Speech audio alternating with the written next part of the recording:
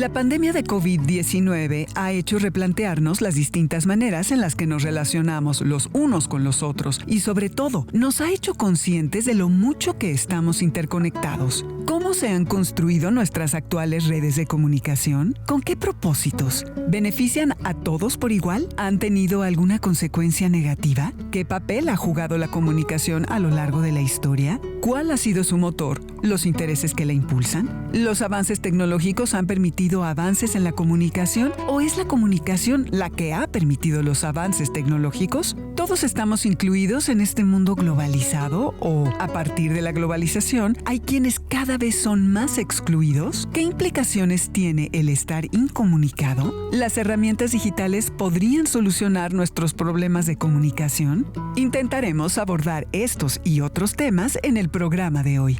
Si consultamos cualquier mapa de infraestructura vial, podemos notar que la mayoría de las carreteras se encuentran en el hemisferio norte, particularmente en Europa y Estados Unidos. Si todos los seres humanos tenemos la necesidad de desplazarnos, ¿qué criterios se utilizan para establecer una ruta entre un lugar y otro? A diario salen buques de carga de distintos puertos alrededor del mundo. A diario despegan aviones y los trenes echan a andar. Al mismo tiempo, todos los días, millones de personas tienen que recorrer enormes distancias a pie, en ocasiones por estrechos caminos en la selva, la montaña, el desierto, en canoas que atraviesan ríos o tomando rutas que pueden poner en peligro sus vidas. La existencia de la tecnología no garantiza que sea accesible para todos los que la necesitan. La vida de los seres humanos, la historia de los seres humanos, está atravesada por un sinfín de intercambios. La búsqueda del intercambio ha movilizado a la gente, primero de una aldea a otra, pero después a puntos más lejanos, a otros reinos, a otros continentes, a otros países. ¿Nos llevará algún día a otros mundos? El deseo de transportar cosas y de transportarnos a nosotros mismos nos ha dado uno de nuestros primeros inventos, la rueda.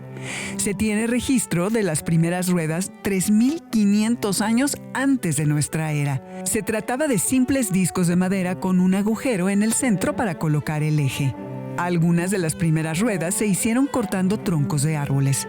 La rueda de radios se inventó 1,5 milenios después y permitió la construcción de vehículos como los carros de guerra. Estos carros fueron utilizados por los ejércitos como transporte para cazar o para carreras y como una forma veloz de viajar nunca antes vista. La rueda es una de las tecnologías más antiguas del ser humano y, sin embargo, hay para quienes sigue siendo un lujo. ¿Esto qué consecuencias tiene? Pues la acentuación de una condición ya precaria. El intercambio, ya sea comercial, cultural, social o de otra índole, el dar y recibir, es el punto de partida del desarrollo de cualquier persona. Quien no lo hace, no se mueve, no adquiere experiencias, no aprende y termina por quedarse incomunicado. Esto pasa a nivel personal, pero también con las sociedades. Aquellas aldeas que, a lo largo de la historia, se quedaron apartadas, adquirieron menos experiencias, porque con el intercambio de objetos también se intercambian ideas, creencias, sentimientos. Estas aldeas se quedaron expuestas al abuso o la destrucción por parte de quienes codiciaron sus tierras. China es el gran gigante comercial de nuestros tiempos. Muchos de los productos que utilizamos todos los días están hechos o son ensamblados en China. En 2018, el valor de las importaciones y exportaciones de bienes de China ascendió al 12.4% del comercio de todo el mundo. Pero aunque China siempre ha sabido establecer relaciones comerciales, otros países, alianzas y rutas también han sido referentes comerciales de gran importancia a lo largo de la historia. Los fenicios, una civilización de la costa oriental del mar Mediterráneo que surgió unos 2.500 años antes de nuestra era, son reconocidos como los creadores del comercio internacional. Sus rutas comerciales iban desde la antigua Gran Bretaña hasta la India, pasando por el sur de Europa, las islas griegas, la costa atlántica de África y Arabia. En el continente asiático, la Ruta de la Seda fue una red de rutas comerciales que conectaban Oriente y Occidente. El comercio de la Ruta de Seda jugó un papel central en el desarrollo de las civilizaciones de China, Corea, Japón, India, Irán, Europa, África y Arabia, abriendo relaciones políticas y económicas de larga distancia entre ellas. Aunque la seda era el principal artículo comercial exportado desde China, se intercambiaron muchos otros bienes, incluidas tecnologías como el papel y la pólvora. Poco después de la conquista romana de Egipto en el año 30 antes de nuestra era, la comunicación y el comercio entre China, el sudeste asiático, India, Medio Oriente, África y Europa florecieron como nunca antes. El Imperio Romano heredó las rutas comerciales de Grecia y Medio Oriente, que formaban parte de la Ruta de la Seda. Con el control de estas rutas comerciales, los ciudadanos romanos tuvieron acceso a nuevos lujos. Durante la Edad Media, el comercio se desarrolló lo suficiente como para que incluso comunidades relativamente pequeñas tuvieran mercados semanales. Las ciudades más grandes podían organizar un mercado diario, con una mayor variedad de bienes de la época. El comercio en Europa floreció a partir del siglo IX. La lana inglesa se enviaba en grandes cantidades a los fabricantes de Flandes. Los venecianos, gracias a las cruzadas, expandieron sus intereses comerciales al Imperio Bizantino y al Levante, y surgieron nuevos instrumentos financieros, como la banca, que permitieron incluso a los pequeños comerciantes financiar las expediciones que atravesaban Europa por mar y tierra. Las ferias comerciales fueron eventos de venta a gran escala que generalmente se celebraron anualmente en las ciudades. Estas ferias se desarrollaron en Francia, Inglaterra, Flandes y Alemania en los siglos XII y XIII. A inicios del siglo XII se creó la Liga Hanseática, una red de comercio que dominó el norte de Europa y el mar Báltico, con su capital en la ciudad de Lübeck. Esta red, también conocida como la Hansa, llegó a estar formada por alrededor de 200 ciudades, extendiéndose desde Londres hasta Rusia, pasando por el norte de Italia, Alemania, los Países Bajos, Suecia y Polonia. La Hansa surgió con el propósito de cuidar los intereses económicos y los privilegios diplomáticos de los gremios en sus ciudades y países afiliados, así como a lo largo de las rutas comerciales. Las ciudades hanseáticas contaron con su propio sistema legal y operaron sus propios ejércitos para protección y ayuda mutua. El siglo XIII vio, además, mejoras en la logística del comercio. Mejores carreteras, canales y barcos tecnológicamente más avanzados fueron factores que se combinaron para reducir el tiempo de transporte, aumentar la capacidad, reducir las pérdidas y hacer que los costos fueran más atractivos, beneficiando tanto a los comerciantes como a los consumidores. A mediados del siglo XIV, este aumento en el contacto global trajo efectos secundarios no deseados, como la peste negra, que entró en Europa a través de las ratas que infestaban los barcos comerciales y alcanzó su punto máximo entre 1347 y 1352. Sin embargo, los exploradores europeos encontraron alternativas que los llevaron a explorar otras partes de África en búsqueda de especias y eventualmente a trazar una nueva ruta para llegar a la India, que en realidad los condujo a América. En Mesoamérica, un mercado y un comercio fuertes eran fundamentales para la prosperidad de cualquier civilización. Los productos que se comercializaban diferían de una región a otra, pero por lo general, los mercantes intercambiaban artículos costeros como conchas, sal, peces exóticos y mamíferos marinos por materiales del interior como piedras preciosas, fibras de algodón, maguey, cacao, plumas de aves tropicales, especialmente plumas preciosas de quetzal, pieles de jaguar y otros artículos exóticos. Las gastronomías de Europa no podrían haber florecido sin el encuentro con América. Sin el cacao no habría chocolate suizo. Sin el tomate, la comida italiana sería completamente diferente. La alimentación del viejo mundo se vio enormemente transformada, pero también la alimentación mesoamericana. Desde América salieron hacia Europa el maíz, los frijoles, la papa, el cacao, el tomate, la calabaza, el aguacate y el tabaco, así como metales preciosos y maderas finas. De Europa y Asia salieron hacia América el algodón, la cebada, el trigo, el arroz,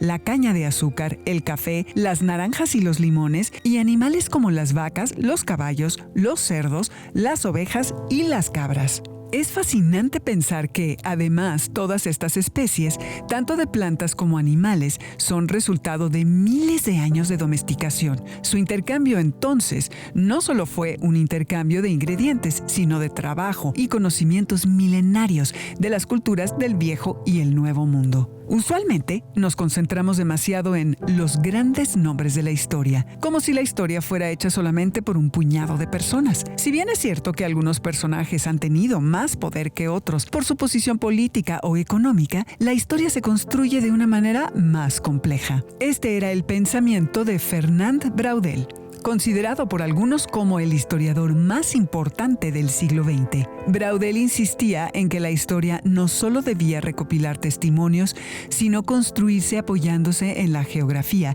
la economía, la antropología, la sociología y otras disciplinas que estudian distintos aspectos de la vida del ser humano. Y una manera de hacerlo era a partir del intercambio y las relaciones comerciales entre los diferentes estados. Desde los fenicios, la economía juega un papel determinante, sobre todo cuando algunos comienzan a acumular la riqueza. Del siglo XIII en adelante, ciudades enteras fueron dependientes de mercados y ferias, donde no solo se vendían productos, sino también servicios por parte de trabajadores.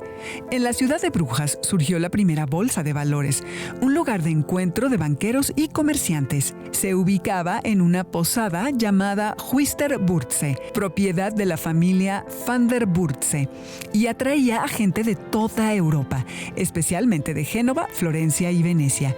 Las relaciones comerciales ya no eran solo entre individuos, sino entre países enteros. Como alternativa económica a la agricultura, que dependía de las estaciones, se popularizaron los talleres de artesanos, que eventualmente se modernizarían con la llegada de la Revolución Industrial. Para Braudel, la economía y las relaciones comerciales han sido el motor de la historia. Braudel advierte que el desarrollo económico de Europa se dio a costa de África y América, cuyos territorios durante siglos fueron colonias al servicio de los nobles y los burgueses europeos.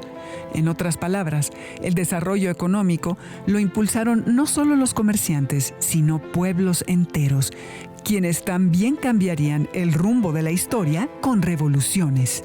Durante los siglos XVII y XVIII, muchos jóvenes adinerados se lanzaron a viajar por Francia e Italia en busca de arte, cultura y las raíces de la civilización occidental. Aunque los primeros en realizar este recorrido fueron los ingleses, jóvenes de otras partes de Europa y América pronto siguieron la moda, participando en ese lujoso rito de paso, antecesor del turismo moderno, que recibió el nombre del Grand Tour. Viajemos con ellos a través de esta cápsula de la Universidad Nacional de Educación a Distancia.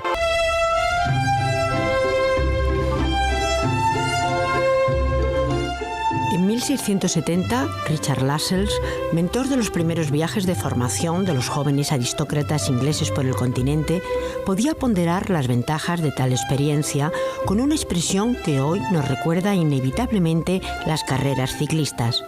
Solo el que ha hecho el Gran Tour de Francia y el Giro de Italia está en condiciones de comprender a Julio César y a Tito Livio.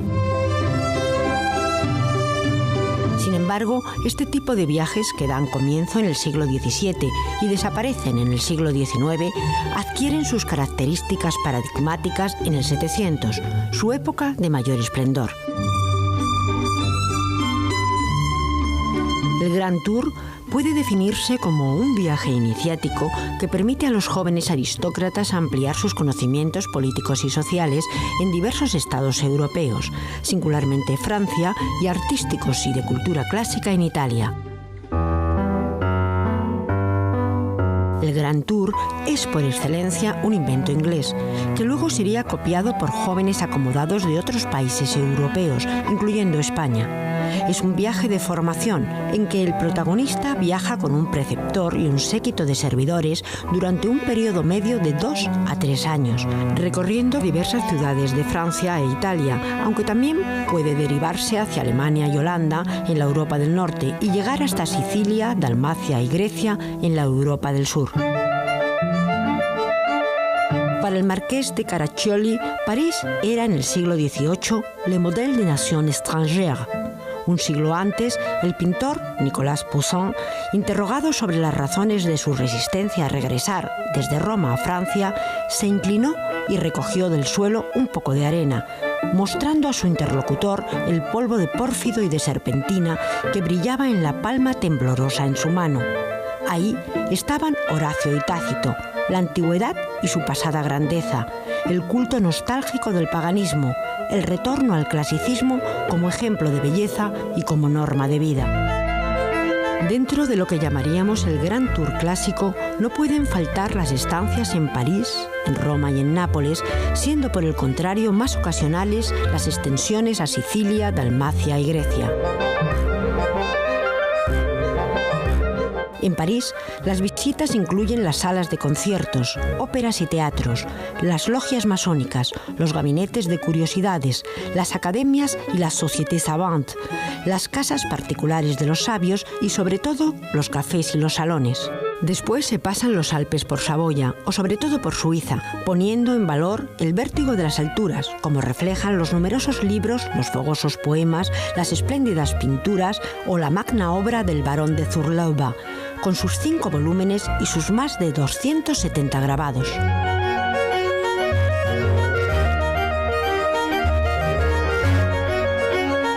El destino supremo es Italia. Primero, la Roma antigua, donde los turistas admiran los grandes restos de su pasado esplendor y adquieren los objetos todavía en venta antes de hacerse retratar con un libro en la mano y unas ruinas como marco, por algunos de los pintores especializados en este género, en particular por Angelica Kauffman o Pompeo Batoni, que pintó a no menos de 250 caballeros ingleses en la Ciudad Eterna entre 1760 y 1780.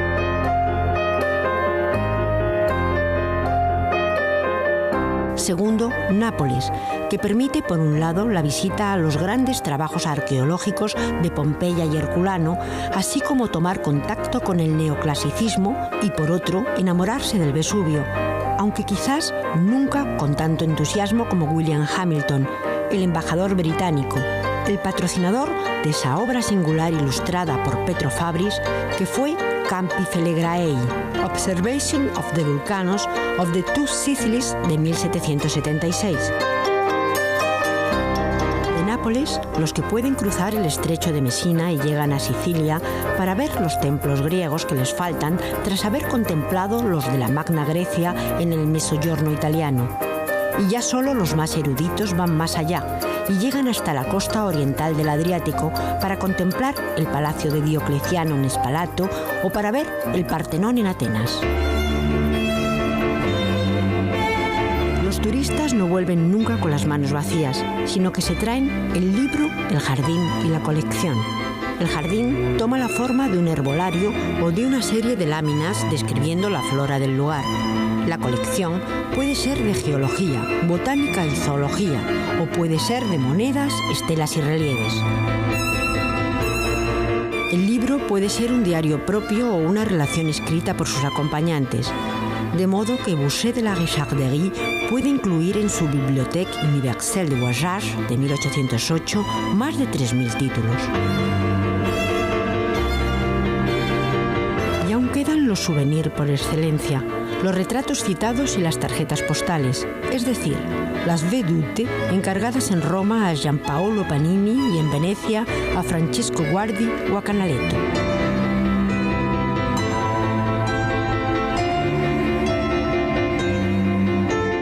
¿Cuánto tiempo toma darle la vuelta al mundo? Viajando en avión, unas 40 horas. ¿Y antes de que se inventaran los aviones? En 1872, el escritor francés Julio Verne publicó La Vuelta al Mundo en 80 días, novela donde narra la historia del londinense Phileas Fogg y su valet Passepartout, quienes intentan circunnavegar el mundo en 80 días por una apuesta de 20,000 libras que hicieron sus amigos del Reform Club. A lo largo del siglo XIX surgieron varias innovaciones tecnológicas en el transporte que permitieron a la gente moverse de manera mucho más veloz alrededor del mundo. En 1802, durante la primera etapa de la Revolución Industrial, el inventor inglés Richard Trevithick construyó la primera locomotora de vapor para la fábrica de hierro Coalbrookdale, en Shropshire, en el Reino Unido, aunque no ha sobrevivido ningún registro de su funcionamiento. 10 años más tarde, el ingeniero mecánico George Stephenson construyó la Locomotion No. 1 para el ferrocarril de Stockton y Darlington, en el noroeste de Inglaterra. Este fue el primer ferrocarril público del mundo. Rápidamente este medio de transporte fue adoptado en distintos países. En 1869 se inauguró el primer ferrocarril transcontinental de Estados Unidos, que unió la costa este con la costa oeste. Otro medio de transporte que se inventó a finales del siglo XVIII, pero se perfeccionó a lo largo del siglo XIX, fue el globo aerostático. El primer vuelo tripulado en un globo aerostático lo realizaron Jean-François Pilatre de Rossier y François-Laurent Darlande el 21 de noviembre de 1783. Curiosamente, este medio de transporte no se utiliza en la novela, pero sí aparece en varias de sus adaptaciones cinematográficas. A Verne le fascinaba la ciencia y la tecnología. Es por esto que se le considera un escritor no solo de aventuras, sino que incluso como uno de los padres de la ciencia ficción. En 1889, 17 años después de la publicación de La Vuelta al Mundo en 80 días, la periodista Nellie Bly se propuso viajar alrededor del mundo en 80 días para su periódico, The New York World. No solo logró hacerlo, lo hizo en 8 días menos. Su libro, La Vuelta al Mundo en 72 días, fue un éxito en ventas. Los hermanos Wilbur y Orville Wright, inventores y pioneros de la aviación, cerraron la época con broche de oro. El 17 de diciembre de 1903, realizaron el primer vuelo controlado y sostenido de un avión, el Wright Flyer, en Carolina del Norte, Estados Unidos. Hay que decir que, en comparación con cualquier avión de hoy en día, no fue un gran vuelo. Permaneció en el aire durante 12 segundos y solo recorrió 36 metros, pero en su momento fue el invento más revolucionario de todo el planeta. Dos grandes industrias impulsaron el desarrollo de la aviación a lo largo del siglo XX, la militar y la turística. Apenas 10 años después del avión de los hermanos Wright, sí, ese avión que se sostuvo solo por 12 segundos, apenas 11 años después se usaron los primeros aviones en misiones de ataque durante la Primera Guerra Mundial. Durante las siguientes 2 décadas hubo tiempo para corregir defectos e implementar mejoras en muchas áreas. Avances en aerodinámica, estructuras y armas aumentaron exponencialmente el potencial de la tecnología aeronáutica. Esta se convirtió en la tecnología más importante de la Segunda Guerra Mundial, después de la bomba atómica, por supuesto. Por su parte, la aviación turística floreció en tiempos de paz. En 1919 surgieron las primeras compañías aéreas que existen hasta el día de hoy. Primero, una holandesa y tan solo 58 días después, una colombiana. Después de la Segunda Guerra Mundial, durante un periodo conocido como Edad de Oro del Capitalismo, el número de turistas internacionales se duplicó cada 7 años. En su libro 2001, Una Odisea Espacial, Arthur C. Clarke se imaginaba que para el año 2001 los seres humanos ya habrían desarrollado una tecnología lo suficientemente avanzada que les permitiría viajar a Saturno. Esto no ocurrió. La exploración espacial que se imaginaban él y muchos otros escritores de ciencia ficción, particularmente durante los años de la carrera espacial entre Estados Unidos y la Unión Soviética, no sucedió. Sin embargo, sí se desarrolló de manera impresionante otro tipo de tecnología que nos permitió explorar otro espacio, el ciberespacio, o para ser más precisos, el Internet. Aunque cada vez sea más accesible históricamente, en la mayoría de los casos, viajar ha sido un privilegio. Pero el siglo XX y el siglo XXI, con las herramientas virtuales, nos han mostrado una nueva forma de estar interconectados. ¿Se ha terminado entonces la época en la que conocer el mundo era un privilegio de unos cuantos? ¿Ahora todo está a un clic de distancia? ¿El Internet ha logrado cierta igualdad de condiciones? Una respuesta simple a estas preguntas sería que sí, o que sí, de cierta manera. Es innegable que ahora tenemos acceso a una mayor variedad de noticias y fuentes de información, entretenimiento y comunicación. Es más rápido mandar un mensaje por Facebook que enviar una carta. Es más rápido consultar Wikipedia y otras enciclopedias en línea que ir a una biblioteca. Es menos tedioso hacer una transferencia electrónica que ir al banco. Pero como toda tecnología, quienes por cualquier motivo no tienen acceso a ella acaban siendo aún más excluidos. Para el caso de Internet y las personas que no tienen la posibilidad de incorporar esta herramienta en su vida diaria, se habla de una brecha o exclusión digital. ¿Cuáles son las causas de esta brecha? Si bien la infraestructura es un factor importante, no es el único. Influyen tanto o más factores económicos y sociodemográficos. El uso de ciertas tecnologías puede lograr un gran cambio en las comunidades y como tal, puede llevarnos a alcanzar un mejor lugar económico, político y social. ¿Cómo se han construido nuestras actuales redes de comunicación? ¿Con qué propósitos? ¿Benefician a todos por igual? ¿Han tenido alguna consecuencia negativa? ¿Los avances tecnológicos han permitido avances en la comunicación o es la comunicación la que ha permitido los avances tecnológicos? ¿Todos estamos incluidos en este mundo globalizado? ¿O hay quienes cada vez son más excluidos? Estas son algunas preguntas que nos hicimos al inicio del programa, pero que quisiéramos hacernos de nuevo, después de todo lo que acabamos de escuchar. Si tienen la posibilidad, nos gustaría que nos compartieran su opinión en redes sociales, pero si no, nos gustaría aún más que hablaran con sus familiares, con sus amigos y conocidos, con la gente de su localidad, sobre por qué motivo no tienen acceso a Internet, qué tan común es esta situación y qué se necesita para remediarla. Por nuestra parte, no nos queda más que despedirnos. Nos vemos en el próximo programa.